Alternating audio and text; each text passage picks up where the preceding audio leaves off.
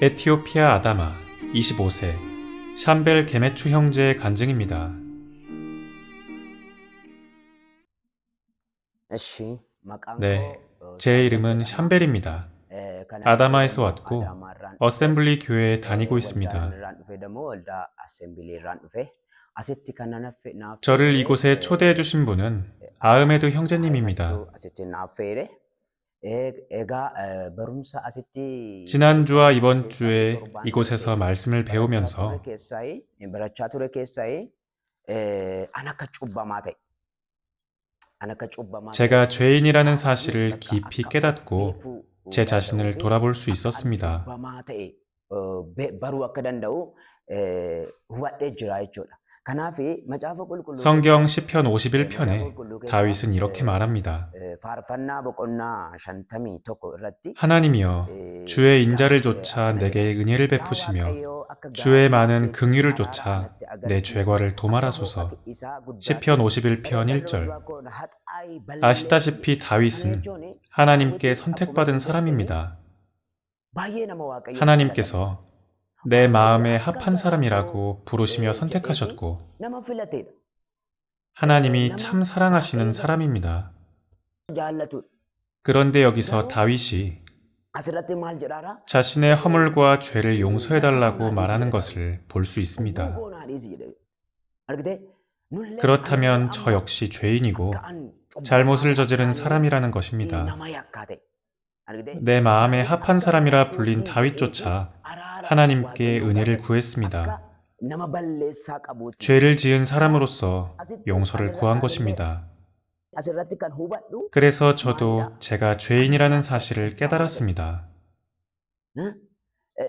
아담이 죄를 지었기 때문에 저도 죄를 물려받아 진노의 자녀였다는 것을 알게 되었습니다. 성경은 다른 이들과 같이 본질상 진노의 자녀였더니 에베소서 2장 3절라고 말씀합니다. 그래서 저도 과거에 진노의 자녀였다는 것을 성경을 통해 깨닫게 되었습니다.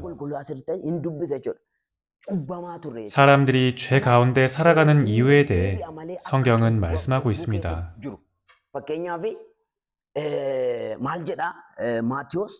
마태복음 5장 21절 이하를 보면 형제를 미워하는 자도 죄를 짓는 것이라고 말씀합니다. 저 역시 예전에는 형제를 미워했었다는 것을 이번 말씀을 통해 깨달았습니다. 왜 진노의 자녀라고 불리는지 알게 되었습니다. 제가 진노의 자녀였고 다투기를 좋아하는 사람이었다는 것을 깨달았습니다.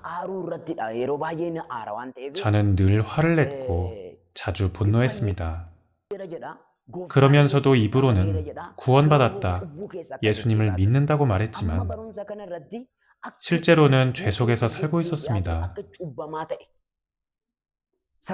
죄로 인해 죽음이 우리를 지배하고 죄가 제 삶을 통제하고 있었다는 것을 알게 되었습니다. 로마서 6장 23절에 죄의 삭은 사망이요 라고 말씀합니다. 사망입니다. 예전에는 몰랐지만 저는 사망 가운데 있었습니다. 죄 가운데 사는 사람은 죽음 속에 있는 것과 같습니다.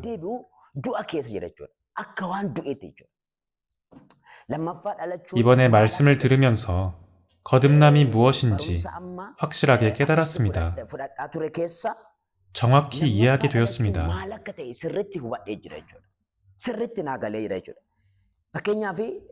요한복음 3장에 보면 거듭남에 대한 말씀이 나옵니다.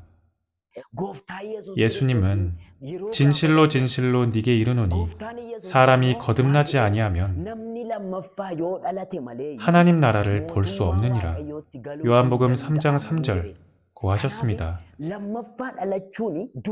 그래서 거듭난다는 것은 하나님의 말씀을 듣고 깨닫는 것임을 알았습니다. 이번 말씀을 들으면서 이 사실을 분명히 깨달았습니다. 예전에는 거듭남에 대해 전혀 이해하지 못했습니다. 온전한 깨달음이 없었기 때문입니다. 하지만 이번 말씀을 통해 온전한 깨달음을 얻었고 제 삶은 크게 변화되었습니다. 예전에는 제대로 알지 못한 채 종교 생활을 했습니다. 성경은 사실이다라는 주제의 말씀을 들으면서 저는 많은 변화를 경험했습니다. 제 삶이 완전히 달라졌습니다. 이제 하나님께서 우리를 어떻게 정결하게 하셨는지, 누구를 통해 정결하게 하셨는지 알게 되었습니다.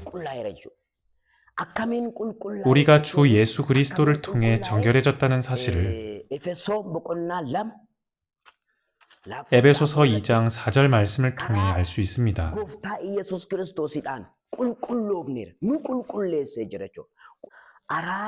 긍휼에 풍성하신 하나님이 우리를 사랑하신 그 큰 사랑을 인하여 라고 하셨습니다. 하나님께서 예수 그리스도를 통해 우리를 사랑하셨듯 저 역시 사랑받은 자가 되었습니다. 그리고 제 모든 죄가 바로 예수님을 통해 사함을 받았습니다. 요한일서 1장 7절은 그 아들 예수의 피가 우리를 모든 죄에서 깨끗하게 하실 것이요.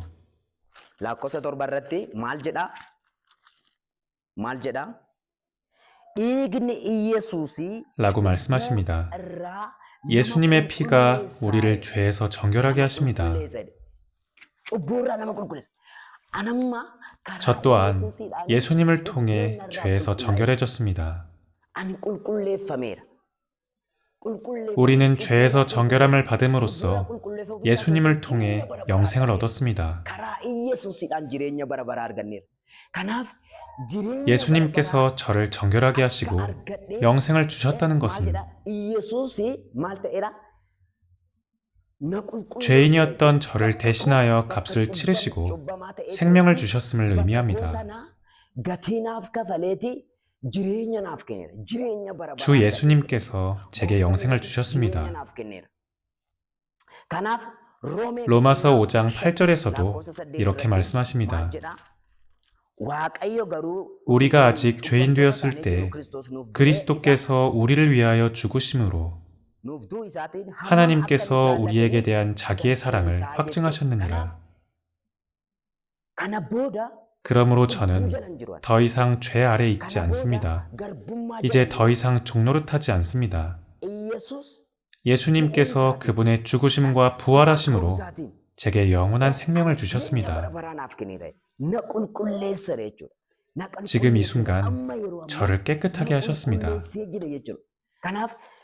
이사야서의 말씀처럼 주 예수님께서는 제게 이 영원한 생명을 주시기 위해 하나님의 영광을 버리시고 아름다운 모양도 없이 오셨습니다. 예수님께서 제게 생명을 주시려고 그렇게 흠모할 만한 모습 없이 오신 것입니다. 제가 영원한 생명에 들어가고 그 생명을 얻게 하시려고 예수님께서 초라한 모습으로 오셨습니다. 십자가에 달리시고 저를 위해 피를 흘리셨습니다. 그렇게 예수님께서 저를 깨끗하게 하시고 저를 구원하셨습니다. 저는 이 구원을 진실로 확신하게 되었습니다. 예수님은 생명이요, 길이요, 진리이십니다. 그래서 저는 이곳에서 받은 가르침으로 크게 변화되었습니다. 제가 죄인이었다는 사실을 깨달았습니다. 하나님께서 우리를 얼마나 사랑하시는지도 알게 되었습니다. 또한 이제 제가 죄 아래 있지 않고 예수님께서 제게 영원한 생명을 주셨음을 깨달았습니다. 그러므로 제가 깨달은 것을 아직 깨닫지 못한 사람들과 이 말씀을 듣지 못한 사람들에게 전하는 것이 이제 저의 목표입니다. 우리에게 이런 기회를 주시고 성경이 사실임을 가르쳐 주신 분들을 하나님께서 축복하시기를 바랍니다. 또한 외국에서 와서 수고를 아끼지 않고 이 가르침을 전해주신 분들에게도 하나님의 축복이 있기를 기도합니다. 이것으로 마치겠습니다.